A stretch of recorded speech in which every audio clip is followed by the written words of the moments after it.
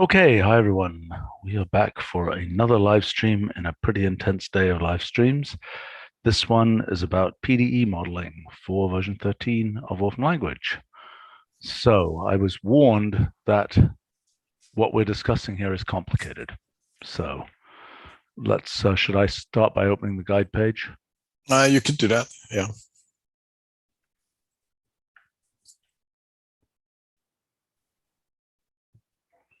Okay, so for context, these are wrappers for creating, essentially setting up models for PDEs. And so we are steadily adding new domains for that. And so do we have fluid mechanics yet? No. So we've come to a new domain now, which is solid mechanics. Solid mechanics, and it's not in there. Sorry about that. Okay. All right. So where should I start? Start with a solid mechanics PDE component. And oh my gosh, it's the famous spoon. So I think Oliver is going to have to take the lead on a lot of this, but just to very, very brief outline is that what we solve for in the equations is for displacement, which means how much the material has moved at a particular point.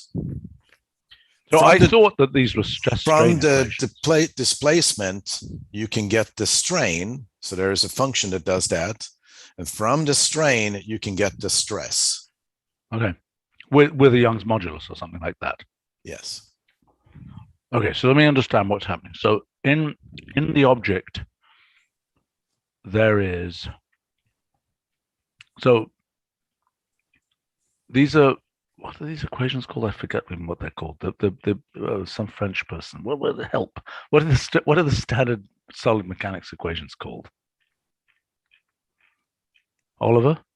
Well, it's linear elastic constitutive equations. You mean kinematic equations? Well, I mean, maybe you mean Lamé equations. Yes, that's one. Yeah, yes. That's a special case. Yeah. Okay, so I'm trying to understand here. So there's a simple case, which is what Oliver just hinted at, which is linear elastic material. That's a material that sort of bounces back once you've removed the force. And right, so this is a standard thing with a Young's modulus and a Poisson ratio. That's sort of standard simple for solid mechanics, right? Yep. Okay. So in 3D, I mean, you could formulate in any number of dimensions, but we mostly live in 3 dimensions so far as we know. Yeah, so 2D and 3D. So the main thing is this entire thing lives in 3D. And there is simplifications that you can have in 2D, but they're simplifications. So, yeah. Okay, but I mean, the structure of the Lamé equations does not depend on dimensionality, does it? Correct. Yeah, that's correct. But if you go up, you can see that the equations are different depending on if you think that you have isotropic material. Oh, of course. You know, anisotropic or right. But I mean, in the first approximation, we're dealing with isotropic linear materials. That will be the simplest thing. Elastic is an important point. Yes. Okay. Yeah. Yep. But linear elasticity. So it means that the stress-strain relation is linear. Correct. Right. Okay. So, boy. Okay. All right. So there's a divergence here of what is this thing here? This is the stress tensor. Okay. And how did I give that stress tensor here? I was just saying material of this. No. You can give it, but that's really not what you want to do. So basically, you specify the material, and the stress tensor is assembled from that material. Actually, so that's got a Young's modulus and a Poisson ratio, and otherwise it's a diagonal stress. It extracts what it needs from the material and does what it's supposed to do.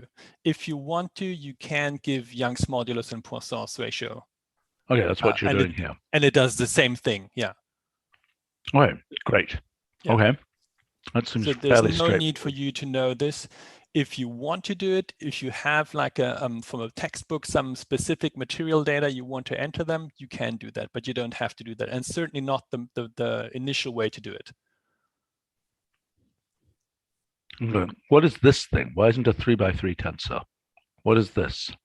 Yeah, so basically the tensor is actually a 4 tensor, but because no one wants to deal with 4 tensors, there's a specific notation that's used. It's called Voigt notation, and that reduces its 4 tensor because of symmetries and whatnot to this 6x6 matrix. Oh, yuck.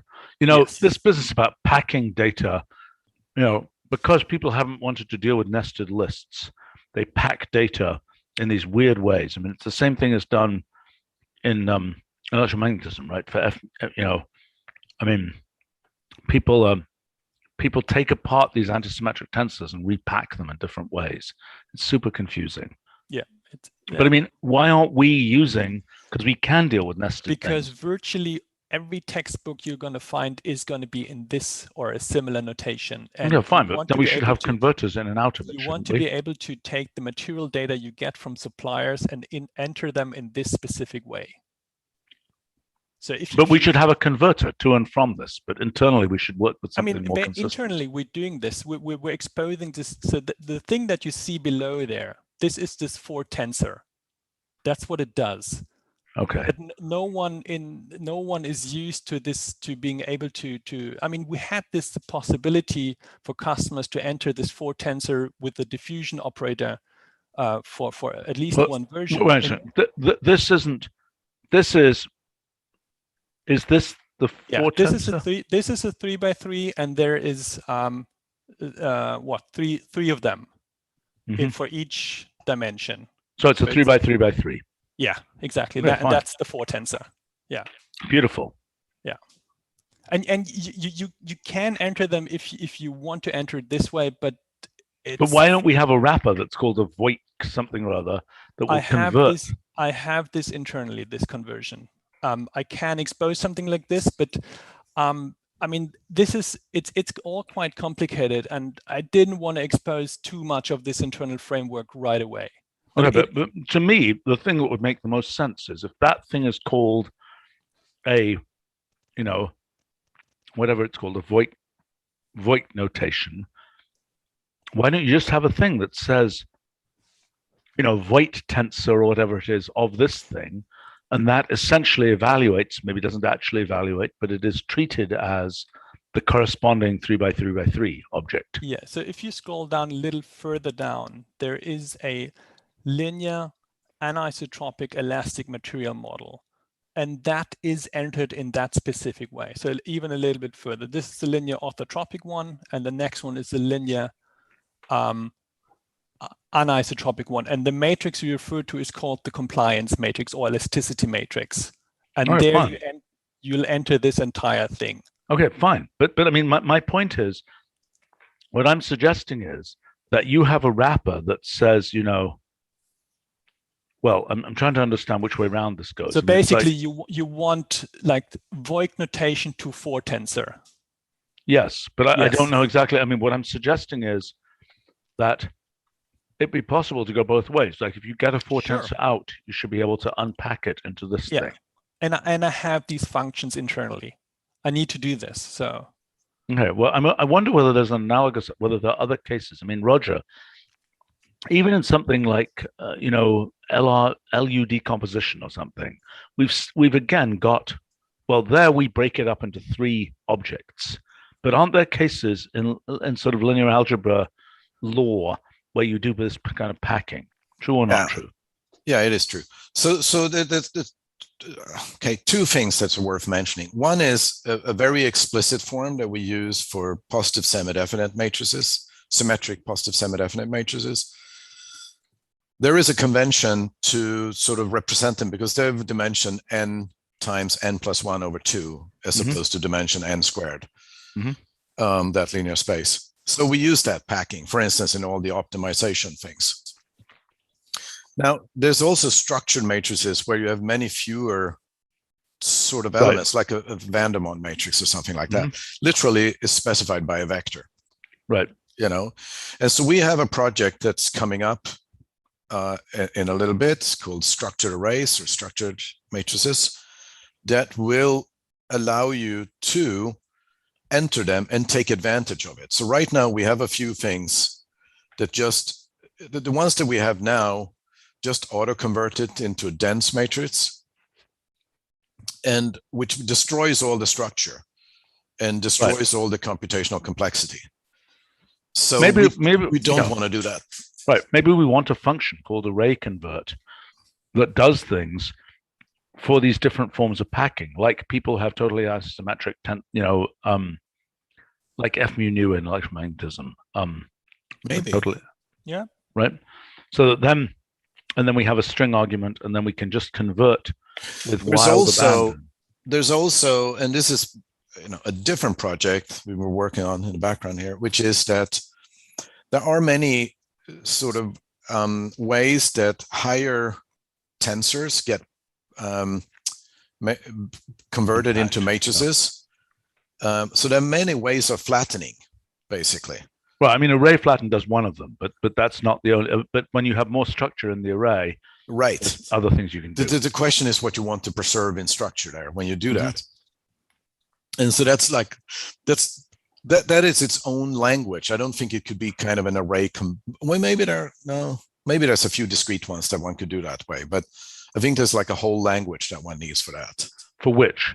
For the different kinds of flattenings.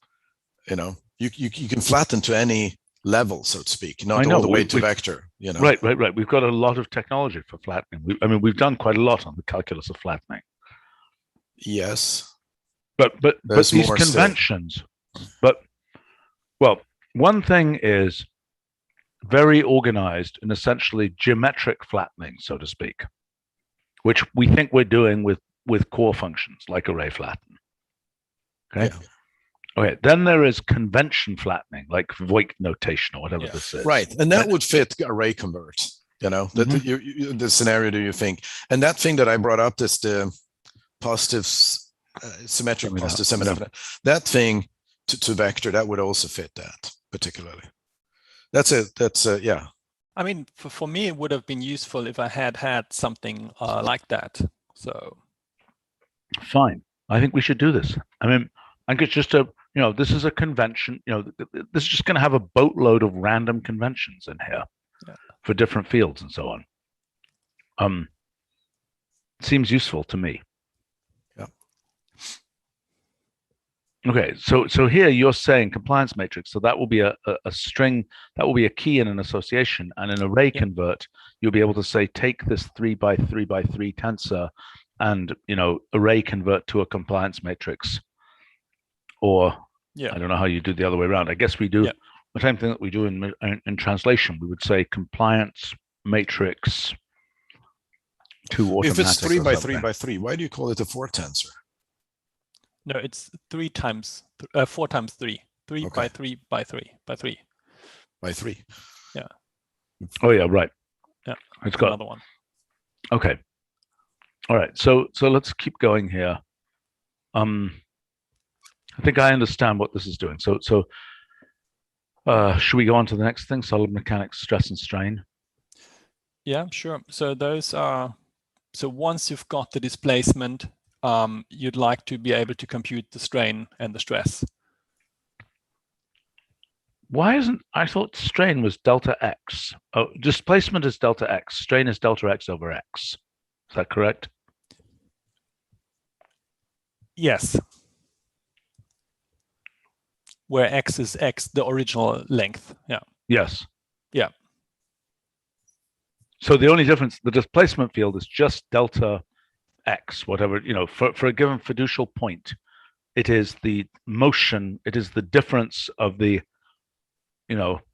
it's where that particular point is moved to. Yes, the difference. Correct. Yes. Correct. Yeah. Okay. And this meshes with this function that we have is displacement plot, and the displacement plot. Indeed. Okay, so this is another example where we need array convert, because this is all producing weird packed objects. Okay, so wait a minute. What is this doing now? So taking. Yeah, go ahead. As usual, you give variables and parameters. So no parameters are needed here. And the variables are u, v, and w in the x, y, and z direction. And then there's a symbolic displacement, an arbitrary displacement I've chosen. And it converts this into the strain. And that's the resulting strain matrix of this conversion. I am very confused. Okay, hold on. So this here, I don't understand. Why is this? This is two things. So that's, what are UVW? Are they So the delta x's? Those are the variables in the x, y, and z direction. So if we think about what displacements or not? No, they're the variables. Like in the previous, like the solid mechanics PDE components has variables and parameters. These are exactly the same variables and parameters like you've given for the solid mechanics PDE component. Exactly the same thing. Okay. The displacement is the last argument. That's the displacement. Okay.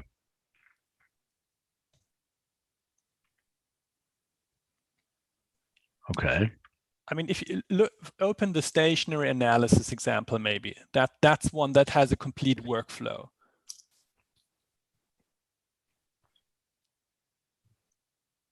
So this is supposed to be the displacement field, UVW, correct? Yeah, those are the displacement variables, correct. And these are the independent variables. Correct. Okay. Okay. I get And the this. material is silver. You've got the spoon. Mm-hmm.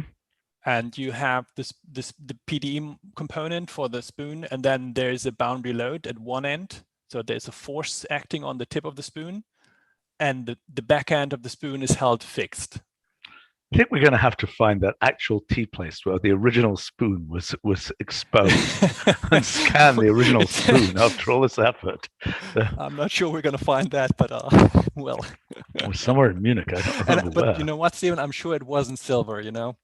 Yes, I'm sure it wasn't. I'm sure. Okay. In any case, all right. So this is a force. Acting in the negative z direction. Solid boundary load value. That's okay. That's the analog of one of these acoustic absorbing values. Correct. Yes. Okay, that's pretty cool. So, and now you see in the next argument, you see the solid mechanics strain vars pars and the displacement, and returns the strain in the entire object. Solid fixed condition. The heck is that? So that means at this position, the solid is completely fixated. It's like fixated to, like a Dirichlet boundary condition of a sort. Yes. So everything that ends in condition is equivalent to a Dirichlet condition, and everything that ends in a value is a Neumann value, or it corresponds or results in a Neumann value. Okay. So this is at this position. Yep. Constrain variables. Yes. Constrain the displacement. Right. I'm sorry. Where is, okay. So vars is that whole thing. I'm a little confused by the fact that in ND solve, these are the dependent variables and these are the independent variables. And now they're being packaged into a single thing that is just called vars. Right. With but remember that they're both variables, right? Dependent and independent variables. They're both vars. Yeah, I understand that. I mean, but there was a streamlining we added after a while when we did so much of this modeling.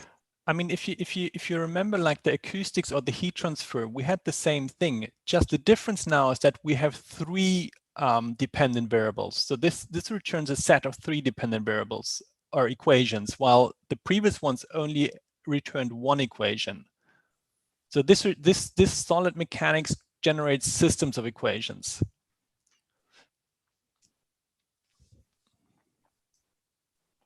But here, where you say vars, oh yeah, you do have the same thing. You have u of x and and that was done with the idea so that we can extend it to systems of equations, and we've done that now.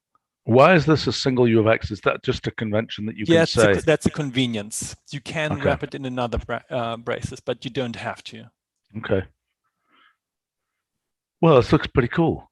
I mean, I actually think there's not so much to review here for me. I mean, unless you want to. Okay, so we hid in some of the complexity. I mean, so maybe I can ask something. So yeah. I've done the linear cases. Now the non-linear cases are really complicated, and I want to be very honest here. I'm not 100% sure that the design that I've made is gonna fit all the cases. And for this reason, and I have done a few nonlinear cases, but I haven't done all that I want to do. But for this reason, I would like to request that these ref pages are marked as experimental.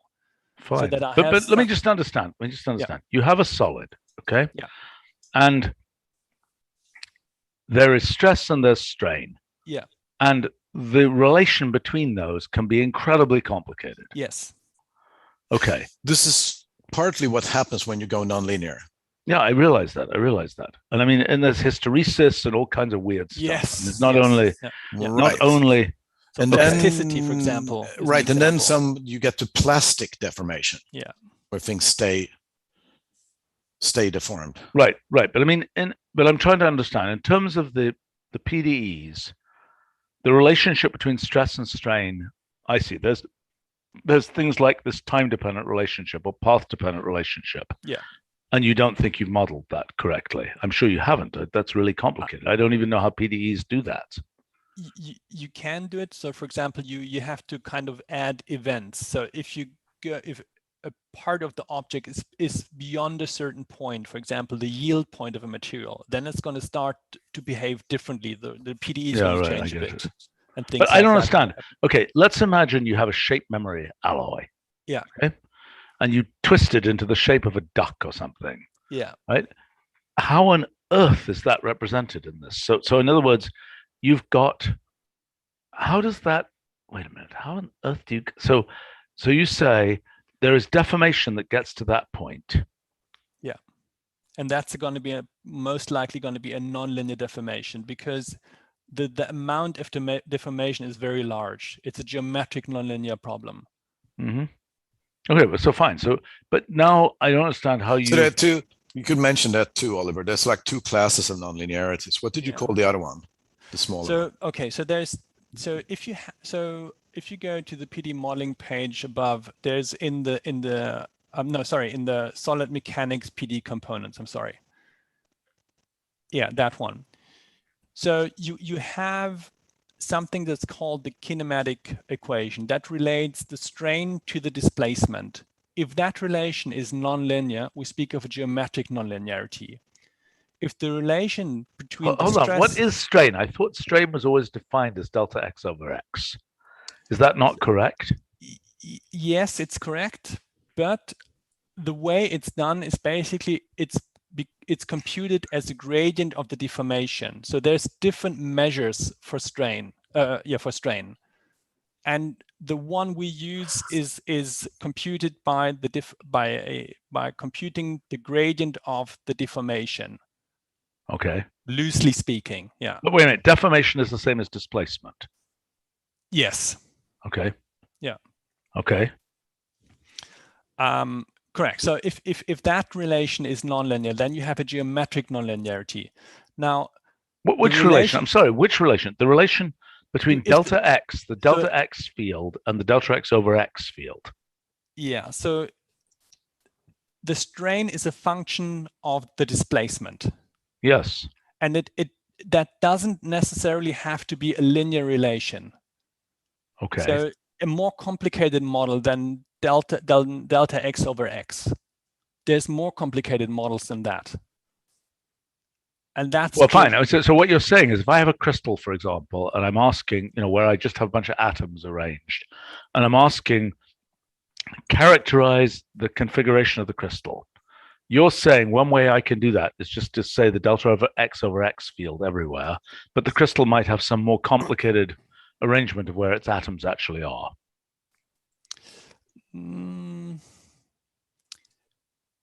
No. No. Oof. Well, think about well, what's an example? Think about a foam. If you have a foam material, so if you press the foam together, it's not there's only a small portion of the of the pressing together that's linear with the stress and the strain. Oh, how to no. No, because that's a different thing. That's the constitutive relation. Yeah, that's the material nonlinearity. I thought right? that the definition of strain was delta x over x. That's what's confusing me. That was the definition of strain. You could have some other property of a material, but that was the definition. Yeah. So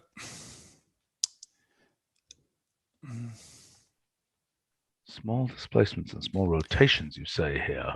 Yeah, that's the actual strain measure that we use.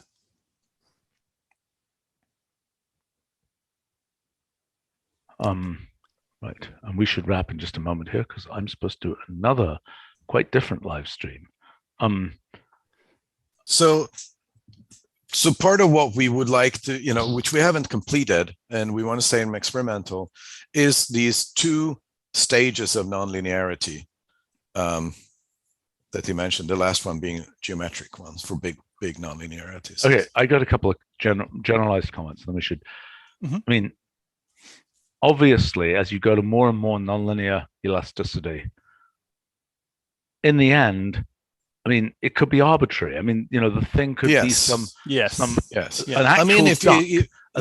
Has, I mean, duck has muscles in it, and it's got, it's all kinds of crazy stuff. Absolutely, you're right. Yeah. It gets very complicated. Biological material, for instance, is examples of that. Right. So I mean, composite materials is examples of that. So yeah. So I mean, what your issue is, so make this experimental.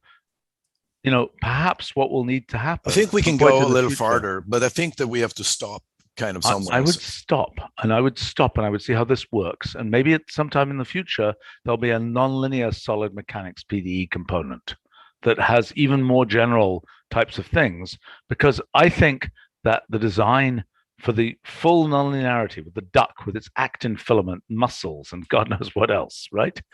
Is just, at that point, it's sort of a merging with some complicated PDE generalization of system model or something. Yeah, but I think the part of what we want to get to at least is to plastic, some form of plastic deformation. Okay, so basically bulk materials. Yeah. Okay, so the question is, what are the possible forms of bulk materials? I have to say, I would do fluid mechanics before you do really weird nonlinear elasticity. Because fluid mechanics, I mean, one feature of liquids is at some level they're all the same. They've just got viscosity and they just behave a little weirdly when they move at high speeds. Indeed. I mean, that by the time you're not, non-zero Mach number, so to speak, and by the time you've got, I mean, there's all kinds of weird stuff happens, right? And so some of that we're but for the equations, it's not. We are ramping up both fluid and electromagnetics. This is good. We're hiring for and. Right. What about general relativity? That's not on our roadmap. I'm probably not the right person to do that, but I'm willing to assist. But we do have, one feature is we do have people who actually really know that field pretty well. And so can we engineer black holes then, and we can ship them maybe? No, but the whole point is. People use our technology to do I was kind of joking. And it would be nice to be able to connect. I mean, the fact is, with the stuff we've done for the physics project, there is the beginning of someone from that team we can assist and we can work on this jointly. Right, but the question is whether we can make something which says, black hole, event horizon value and things like this, right? I don't know. I mean, think about it for a second. So the solid mechanics, so if you have time space, that just has an enormously large Young's modulus. Well, yes. It's just super, super stiff. Yes. So you can do it with solid mechanics. Well, okay. So Oliver, as we discussed with Jonathan, right? One of the things that is, I think, very interesting is to try and use what we've done for general relativity to apply it to solid mechanics, right? Yeah. Because I don't think that's impossible. That's going to work really nicely. I mean, my long ago work on cellular automaton fluids for fluid mechanics is actually a pretty reasonable thing to do, and something we should probably support as a method for solving fluid equations. Very different from ND-solve. Yeah. Right. Yeah, but sure. but in the case of this modeling framework, the question of are you using cellular automata or using finite elements is something below the level of this modeling framework. Yeah, and in a perfect it shouldn't world, matter. Right. you would be able to set it up with the modeling framework and then just flip a switch to decide what underlying PDE solving technology you're using. Yeah. And the same with, and that's why, in the case of solid mechanics, I think it would be a super interesting thing to try to look at is, could we actually use that underlying technology from the physics project in solid mechanics, given the framework that you have here? And I think it might just work.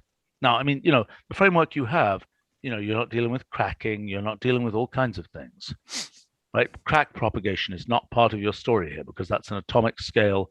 In the end, the tip of the crack has things going on, like in hypersonic flow or whatever else, that are outside of the domain dealt with by continuum mechanics, if I'm not mistaken. I mean, it depends on what level you want to look at this. Sure. So you can always. Right, but I mean, the whole point is, yeah, a crack reveals a crack is a crack in the continuum mechanics, basically. Yeah. Because in continuum mechanics, a crack, it's a shock wave of discontinuum mechanics. Well, indeed. I mean, a crack, a shock wave, an event horizon, or a singularity in space-time. These are all examples of continuum mechanics breaks down. Well, that's why we have event differential equations. Well, it's also why we are trying to make models that actually describe space-time at a level below the level of the continuum. It's also why, why I worked on fluid mechanics at a level that is more like molecular dynamics. Right. Sure. I mean, these are, the whole point is, I mean, what would be very nice about your modeling framework is to be able to smoothly go from the continuum description to something which could at least be modeled by the non-continuum, by the molecular dynamics type description. Hmm. And that I mean, look, there are three levels of description in my view. Okay. Mm-hmm. There is the continuum mechanics PDE description, studied with finite elements. The pure molecular dynamics description studied at an atomic level. Okay. Yep. And there's a third one, which is what our physics project has partly in it, which is these arbitrary dimensional things, which are sort of idealizations. They are above the level of pure. In fact, one thing we've been doing recently is looking at hard sphere gases using the same technology as for the physics project. Okay, causal graphs and all this kind of thing for hard sphere gases. And so that's probably going to lead to an intermediate description layer between the pure point molecular dynamics and the finite element stuff. And again, seems to me that having the modeling framework that you have be able to access those things will be super interesting, and frankly a dramatic advantage from our thing over anybody who's like, well, we're just solving finite elements the way people have been doing that for 50 years. Yeah. So I think it's a thing to explore. And